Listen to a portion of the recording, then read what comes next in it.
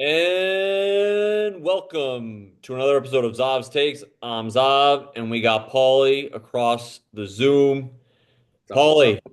I was shocked today. I wasn't expecting that with Tibbs. Yep. I was a little shocked too, because I didn't think that Tibbs would be blamed for anything. I thought it'd be more of a player thing. But Yeah, yeah, a little shocked, but at the same time, we see, Leon Rose will surprise us. that's true. So, So my question is, Paulie, Tibbs is out. Was he holding the Knicks back? yes. Yes. Okay. Let's Yes. hear it. Tell me why. Yes. No, well, again, he's never has he ever taken a team to the finals? I No. don't believe so. Well, he went. Well, So, no. As an assistant with the Knicks, he went under as an Van assistant, Gundy. as an assistant. Under Rivers with the Celtics as an assistant. He went, and that team was built on defense. So, Yeah, but I you're don't right. The know. head coach, no, he hasn't. Yeah, I mean, yeah. So I mean, he knows how to bring you to the playoffs, maybe, but I don't think he's the guy that brings you all the way. Whether it's his style or maybe he's too one dimensional on defense only. And but also, I mean, I've always complained about how he goes about his rotations and overplays guys, doesn't utilize the bench. We saw at the end of the series, Shamit was actually giving us good minutes, and he came the last game. I mean, Last two he just games, yeah. overplayed guys Well, and guys that, yeah. So let tell me me. Paul you. Let me. So I'm a little. I think I disagree with you, Paulie, because first of all, and plus I admit I'm biased, and it goes back to my love of the '90s Knicks when he was the assistant. I've always wanted Tibbs as the coach, and I think he's awesome. And I think he's done awesome with the Knicks. First time in 30 years they've had back-to-back 50-win seasons. First time in 25 years since when he was the assistant and that they're going they went to the West Eastern Conference Finals, okay? The last 13 Nick coaches have won 4 playoff series. Tibbs won 4 in his 5 years here. So I think he's done an awesome job, but I still agree with you that he was holding the Knicks back, but I don't think it's his fault. I think it's the roster. He is a defensive coach. Paulie, how many players from this year's All NBA teams does the Knicks have? Well, zero, even though I thought OG would be up there, but I guess he's not, But That's yeah, I guess and zero. Paulie, who are their 2 best players? Brunson, and I would say Towns. And how good are those 2 on defense? Yeah, they're more of That's offensive that's an players. understatement. They Yeah. are breakdowns on defense against good teams. So, in my opinion, I love Tibbs. I wish him. I think he's a great coach. But given this roster, it's not a defensive roster. It's not made for a Tibbs team. Okay. I'll admit that he's not great at rotating, having a full rotation, using the full roster, but it's because you need to earn minutes with him. And once you show him, he puts you in. But anyway, I agree he's not good at using players, but he's done an amazing job with this team. He's a basketball junkie. He's hardcore, he's meticulous, and But he's done it and he brings an intensity that this franchise needed. And he doesn't deserve this, but given the roster he has, I think they're but not gonna go further with him. But shouldn't a defensive mastermind elevate players on defense? Shouldn't he teach them how to play the best defense they've ever played in their life? I I mean, at some point it's like, okay, the roster wasn't constructed for him, but don't you have to adjust to your roster as a coach, or it's do you just force players to do your system? It's a You know, fair point, Paulie, but I personally think I think Towns is a little bit of a head case. There were reports that all season players were having issues with Towns, just missing assignments, not focusing enough on defense. And I love Brunson, but I think Brunson's focus, he has his great moves. He's Mr. Clutch, but Mhm. he's just kind of small and slow. And on defense, it doesn't. Yeah, he got cooked. He He got got cooked cooked, yeah. by Holly, but a lot of guys got cooked. Hart Well, got cooked. There were multiple guys got cooked.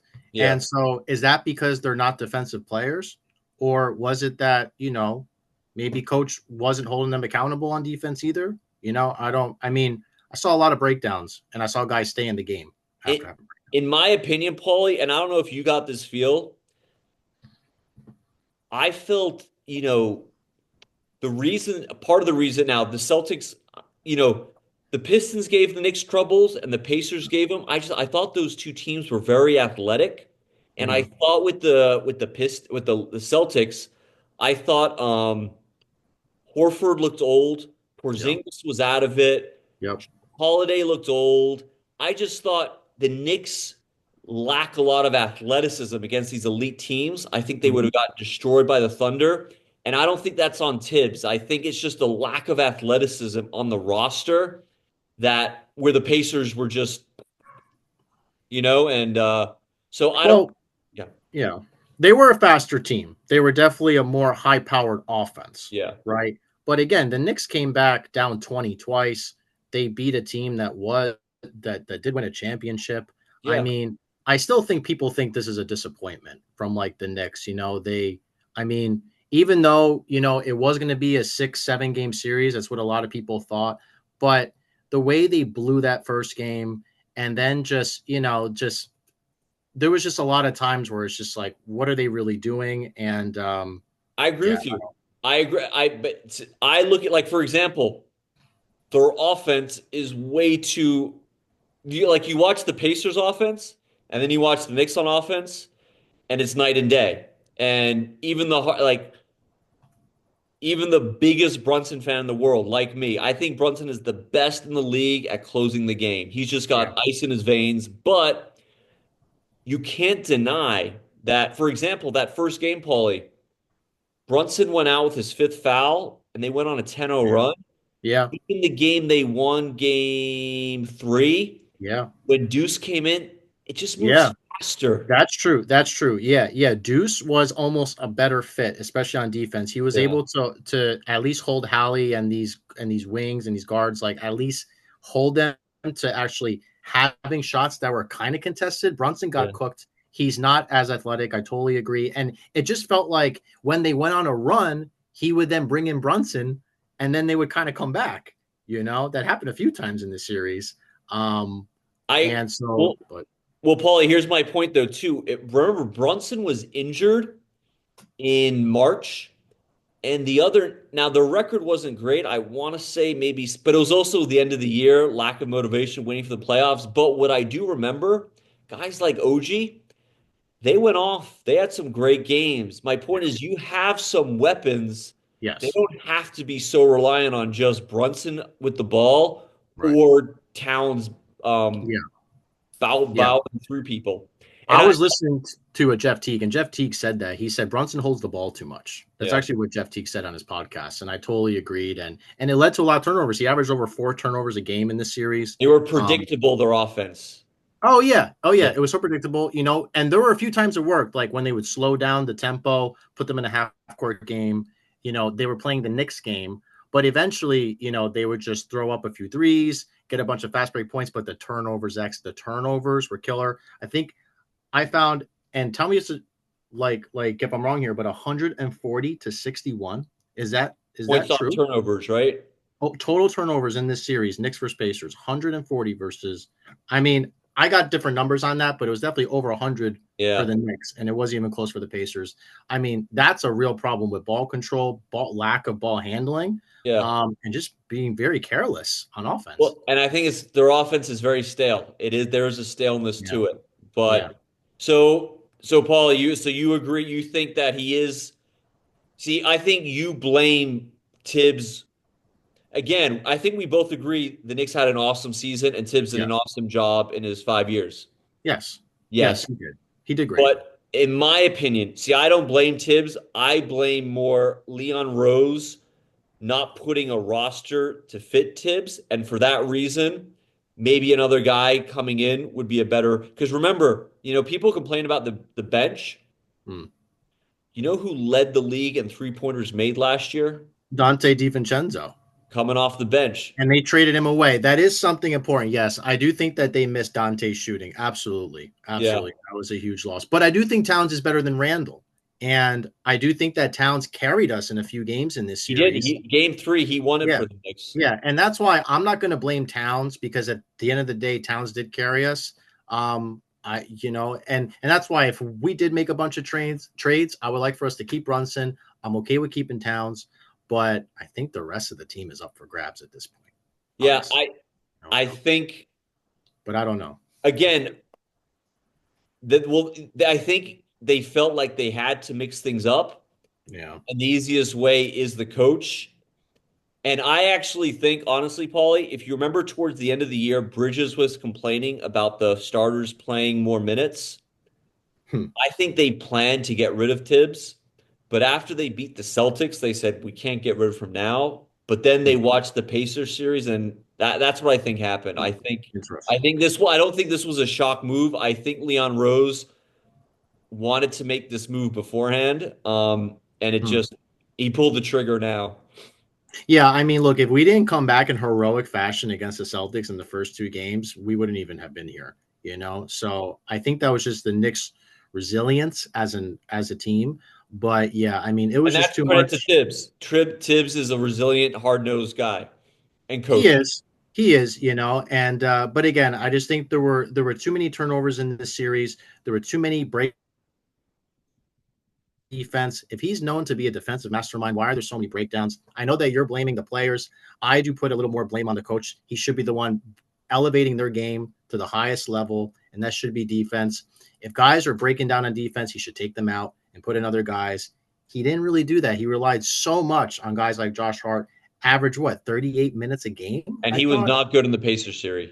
No, he was awful. He was awful. I'm not, he was bad. I know, he throws up a triple double and has all these stats and but Well, when he you got watch, cooked on defense. yeah, he got cooked on defense, and it was like plays that were momentum shifting plays where Yeah. the Knicks would get on a run and then he would give up a big play and then it would shift. It was just momentum killers. And that's the thing is when I see a coach rely on players too much like that, it tells me a lot about the coach. I think he just relied too much on guys that eventually, hurt this team. So that's where I think Tibbs held him back, you know. Okay. I see, and I agree. And most people, I think it's universal in Yeah. Nickland that he relied on his guys too much. I think he goes with them bigger minutes. So, all right, Paulie. Any other last points? Let's see. I'm wondering who comes in. I'm really Yeah. hoping that whoever comes in is going to be a better fit, but I do think that Tibbs got outcoached a little bit too. So Well, hopefully we can get a Rick guy that Carlisle. See, Rick and it, Carlisle is a master. He Paulie, let me tell you about Rick Carlisle. Back, I want to say 97, 98. Larry Bird came in and was coach of the year. But Larry Bird was with the Pacers. Bird was a first year coach. You know who was sitting on the bench running the offense? Carlisle. Carlisle, yeah, yeah, Yeah. So he's been a good coach for a long yeah, time. And he did, you can't deny yeah. they looked a lot better. But I do think Tibbs outcoached my mind's blanking. Yeah, Celtic Joe Mazzulla. Joe Mazzulla, yeah, I Yeah, think he did outcoach him there. yeah. The just real fast, give me a yay or nay for these guys possibly being the Knicks coach. Mike Malone, Oh, I'm a yay on that one. I'm a big He yay was on that great. one. Yeah, yeah, I'm definitely yay. Dan Hurley from UConn, I don't like bringing on college college coaches. coaches, I'm okay. not a fan. The Cavaliers assistant Johnny Bryant, Maybe I need to know more about him. I yeah. don't know. My I just only my only thing with Johnny Bryant, I love the way the Cavs had a yeah, great offense. But well, people underestimate Tibbs having that pedigree, that experience. I think it rubs off on players. So absolutely. Malone is my guy. I love his. Malone. What I Yeah, love about Malone, I feel like he's an emotional. He does the emotional load for a team, so they could just go out and play. He's the emotional leader of the yeah. team, and the guys could just play off his energy.